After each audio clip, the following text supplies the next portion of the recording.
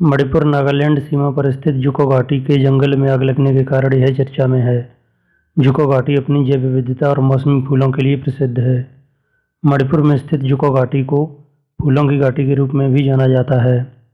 प्रधानमंत्री नरेंद्र मोदी द्वारा global housing technology challenge India के तहत 6 राज्यों में लाइट हाउस प्रोजेक्ट्स की आधारशिला रखी है। इन 6 LHP का निर्माण इंदौर, राजकोट, चेन्नई, रांची, अगरतला और लखनऊ में किया जाएगा। गौरतलब है कि global housing technology challenge India की शुरुआत 2019 में की गई थी। इसका उद्देश्य है 2022 तक सभी के लिए आवास।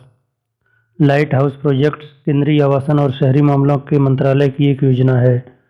इसके तहत चिन्हित किए गए हर लोकेशन पर साल में 1000 घर बनाए जाएंगे। ये घर गरीब और मध्यम वर्गों को दिए जाएंगे। इसी कार्यक्रम में PM मोदी ने आशा इंडिया अवार्ड्स भी दिए। इसमें यूपी को पहला और मध्य प्रदेश को दूसरा स्थान मिला। इसी कार्यक्रम में प्रधानमंत्री ने इनोवेशन कंस्ट्रक्शन टेक्नोलॉजी के क्षेत्र में एक सर्टिफिकेट कोर्स नवारिति की शुरुआत की। कर्नाटक की कोलार की गुफाओं में पाई जाने वाली लीफ नोज्ड चमगादड़ प्रजाति को बचाने के लिए एक संरक्षण योजना तैयार की जा रही है। कोलार लीफ नोज्ड बैट्स को संकटग्रस्त प्रजातियों की IUCN सूची के तहत क्रिटिकली एंडेंजर्ड कैटेगरी में सूचीबद्ध किया गया है।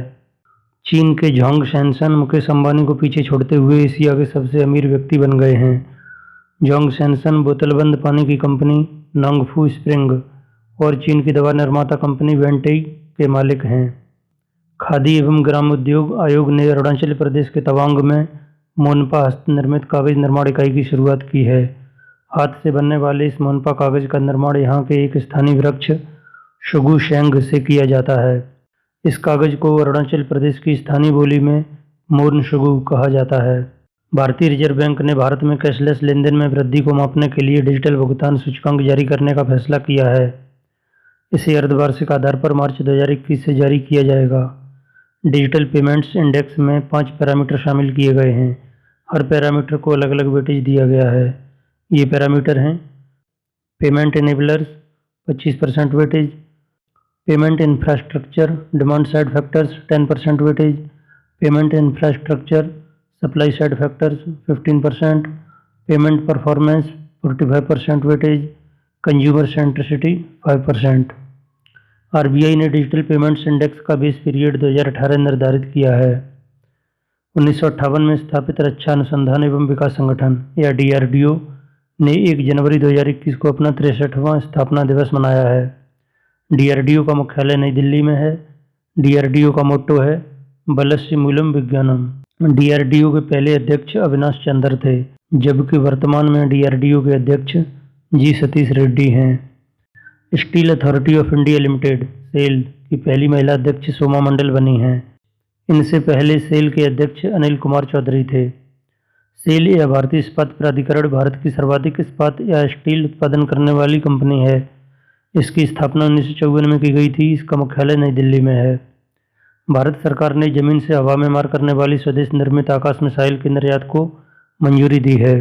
आकाश मिसाइल की मारक क्षमता 30 किलोमीटर तक है। यह मिसाइल लड़ाकू विमानों, क्रूज मिसाइलों और ड्रोन पर सटीक निशाना साध सकती है। रेलवे बोर्ड के चेयरमैन एवं CEO सुनीत शर्मा बने हैं। इनसे पहले रेलवे बोर्ड के अध्यक्ष एवं CEO VK यादव थे। गोवा के 14 वर्षीय लियोन मेंडोका भारत के 67वें ग्रैंड मास्टर बन गए हैं। ग्रैंड मास्टर का खिताब विश्व शतरंज संगठन या वर्ल्ड चेस ऑर्गेनाइजेशन द्वारा शतरंज खिलाड़ियों को दिया जाता है। भारत के पहले ग्रैंड मास्टर विश्वनाथ आनंद हैं। जापान अंतरिक्ष मलबे की समस्या को देखते हुए लकड़ी से उपग्रह निर्माण की प्रौद्योगिकी पर काम कर रहा है। जापान 2023 में लकड़ी से निर्मित उपग्रह को लॉन्च करने की योजना बना रहा है। CSIR NPL द्वारा नेशनल मेट्रोलॉजी कॉन्क्लेव या राष्ट्रीय माप पद्धति सम्मेलन का आयोजन नई दिल्ली में किया गया। इसकी थीम है metrology for the inclusive growth of the nation. CSIR की फुल फॉर्म है council of scientific and industrial research, Hindi में वैज्ञानिक और औद्योगिक अनुसंधान परिषद। NPL या नेशनल फिजिकल लेबोरेटरी या राष्ट्रीय भौतिक प्रयोगशाला भारत में SI यूनिट्स के मानकों को मेंटेन करती है। भारतीय खाद्य सुरक्षा और मानक प्राधिकरण FSSAI ने खाद्य तेल और वसा में ट्रांस फैटी एसिड TFA की मात्रा को जनवरी 2021 से 3% पर और 2022 तक 2% पर लाने की बात कही है। 2011 में भारत में पहली बार TFA की सीमा 10% निर्धारित की गई थी, जिसे 2015 में घटाकर 5% कर दिया गया था। ट्रांस फैट के सेवन से हृदय रोगों का खतरा बढ़ जाता है। विश्व ब्रेल दिवस प्रतिवर्ष 4 जनवरी को मनाया जाता है। 4 जनवरी को ब्रेल लेखन प्रणाली के जन्मदाता लुई ब्रेल का जन्म दिवस है। पूर्वोत्तर भारत का पहला अदरक प्रसंस्करण संयंत्र या जिंजर प्रोसेसिंग प्लांट मेघालय में 2004 में स्थापित किया गया था, परंतु तभी से यह बंद पड़ा था। 2021 में से पुनर्जीवित किया जा रहा है और इसी वर्ष से यह काम करना शुरू कर देगा। लेफ्टिनेंट जनरल तरुण कुमार नेशनल कैडेट कोर या NCC के नए महानिदेशक या डायरेक्टर जनरल बनाए गए। NCC की स्थापना 1948 में की गई थी। इसका मुख्यालय नई दिल्ली में है। NCC का आदर्श वाक्य है एकता और अनुशासन या यूनिटी एंड डिसिप्लिन। ओडिशा राज्य सरकार ने कोविड-19 योद्धाओं के सम्मान में एक स्मारक बनाने की घोषणा की है। जल प्रबंधन में उत्कृष्टता के लिए CII national award 2020 Tata steel ने जीता है। इंडियन आर्मी ने एक नई ह्यूमन राइट्स सेल का गठन किया है जो सेना पर लगने वाले मानवाधिकार उल्लंघन के आरोपों की जांच करेगी। मेजर जनरल गौतम चौहान को इस ह्यूमन राइट्स सेल का पहला प्रमुख नियुक्त किया गया है। हिमाचल प्रदेश के कांगड़ा जिले के पौंग डैम वेटलैंड में प्रवासी पक्षियों की मौत के आंकड़े काफ़ी बढ़ रहे हैं। इन पक्षियों की मौत का कारण H5N1 वायरस है। पौंग डैम झील को 1983 में पक्षी अभयारण्य घोषित किया गया था और 2002 में इसे रामसर साइट में शामिल किया गया। प्रधानमंत्री ने कोच्चि मंगलुरु प्राकृतिक गैस पाइपलाइन को भारत को समर्पित किया है। यह पाइपलाइन 450 किलोमीटर लंबी है जो केरल के कोच्चि से कर्नाटक के मंगलुरु तक प्राकृतिक गैस पहुंचाएगी। इसका निर्माण गेल इंडिया लिमिटेड द्वारा किया गया। दिल्ली सरकार ने तमिल भाषा और संस्कृति की रक्षा के लिए एक तमिल अकेडमी गठित की है। इस तमिल अकादमी का उपाध्यक्ष N राजा को नियुक्त किया गया है। जम्मू कश्मीर और लद्दाख उच्च न्यायालय के मुख्य न्यायाधीश पंकज मित्तल नियुक्त किए गए। सुबोध कुमार जायसवाल केंद्रीय औद्योगिक सुरक्षा बल या CISF के महानिदेशक नियुक्त किए गए। CISF या सेंट्रल इंडस्ट्रियल सिक्योरिटी फोर्स का गठन 1969 में किया गया था। यह एक अर्धसैनिक बल है जिसका मुख्य कार्य सरकारी कारखानों एवं अन्य सरकारी उपक्रमों को सुरक्षा प्रदान करना है। इसका मोट्टो है प्रोटेक्शन एंड सिक्योरिटी। खाड़ी सहयोग परिषद या गल्फ कोऑपरेशन काउंसिल के 41वें वार्षिक शिखर सम्मेलन का आयोजन सऊदी अरब के अल उला शहर में किया गया। सुप्रीम कोर्ट ने सेंट्रल विस्टा प्रोजेक्ट को आगे बढ़ाने की अनुमति दे दी है। सेंट्रल विस्टा प्रोजेक्ट का लक्ष्य नई दिल्ली में लुटियन गार्डन में 86 एकड़ भूमि का नवीनीकरण करना है। इसमें राष्ट्रपति भवन, संसद, इंडिया गेट एवं नॉर्थ और साउथ ब्लॉक शामिल हैं। विश्व बैंक ने ग्लोबल इकोनॉमिक प्रोस्पेक्ट्स रिपोर्ट जारी की है। इसके अनुसार 2021 में वैश्विक आर्थिक उत्पादन के 4% बढ़ने का अनुमान है। वित्त वर्ष 2020-21 में भारत की अर्थव्यवस्था में 9.6% की कमी का अनुमान है। वहीं 2021-22 में भारत की अर्थव्यवस्था में 5.4% की वृद्धि का अनुमान है। मध्य प्रदेश के खंडवा जिले में नर्मदा नदी पर ओंकारेश्वर बांध पर विश्व की सबसे बड़ी फ्लोटिंग सौर ऊर्जा परियोजना तैयार की जा रही है। यह 600 मेगावाट की फ्लोटिंग सौर ऊर्जा परियोजना है जो 2022-23 तक बिजली उत्पादन शुरू कर देगी।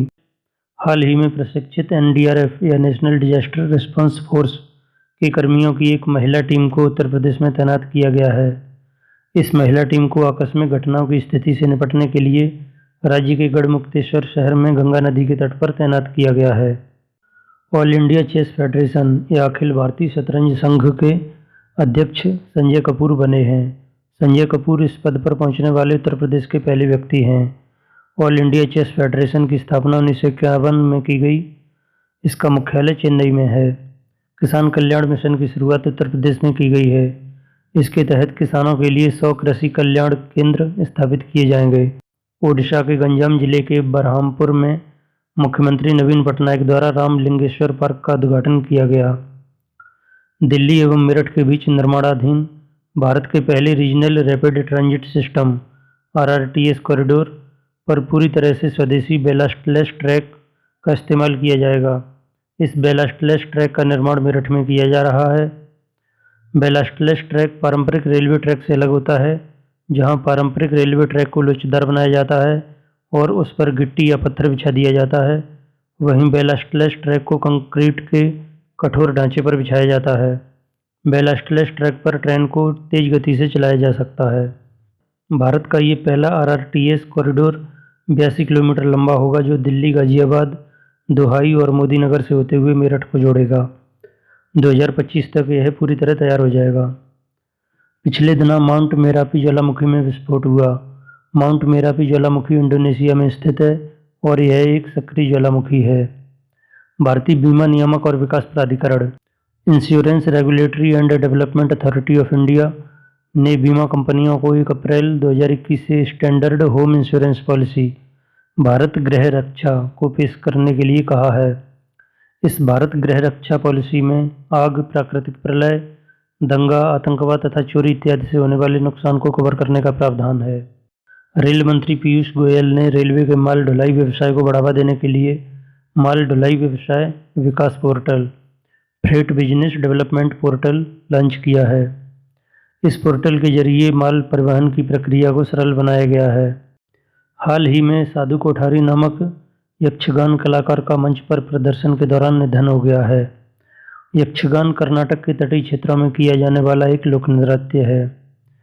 केंद्रीय गृह मंत्रालय ने लद्दाख की संस्कृति, भाषा और भूमि की सुरक्षा से संबंधित मुद्दों को हल करने के लिए एक समिति का गठन किया है। इस समिति के अध्यक्ष केंद्रीय गृह राज्य मंत्री जी किशन रेड्डी होंगे। मध्य प्रदेश सरकार ने बाल देखभाल संस्थानों से बाहर निकलने वाले और 18 वर्ष की आयु पूरी करने वाले युवाओं को आत्मनिर्भर बनाने के लिए लॉन्च पैड योजना शुरू की है। केरल सरकार ने बर्ड फ्लू या एवियन इन्फ्लुएंजा को राज्य आपदा स्टेट डिजास्टर घोषित किया है। भारतीय रिजर्व बैंक ने रियल टाइम ग्रॉस सेटलमेंट या RTGS और national electronic funds transfer NEFT के जरिए संस्थाओं द्वारा किए जाने वाले 50 करोड़ रुपए अथवा उससे अधिक मूल्य के सभी भुगतान लेन देन के लिए लीगल एंटिटी आइडेंटिफायर की शुरुआत की है। यह निर्देश 1 अप्रैल 2021 से लागू होगा। लीगल एंटिटी आइडेंटिफायर एक द्विसंख्यीय संख्या है जिसका उपयोग लेन देन में शामिल पार्टियों की पहचान करने के लिए किया जाता है। खिलौनों के विनिर्माण को बढ़ावा देने के लिए टॉयकाथॉन 2021 और टॉयकाथॉन पोर्टल का शुभारंभ किया गया। भारत को ग्लोबल टॉय मैन्युफैक्चरिंग हब के रूप में विकसित करने के लिए टॉयकाथॉन का आयोजन किया जा रहा है।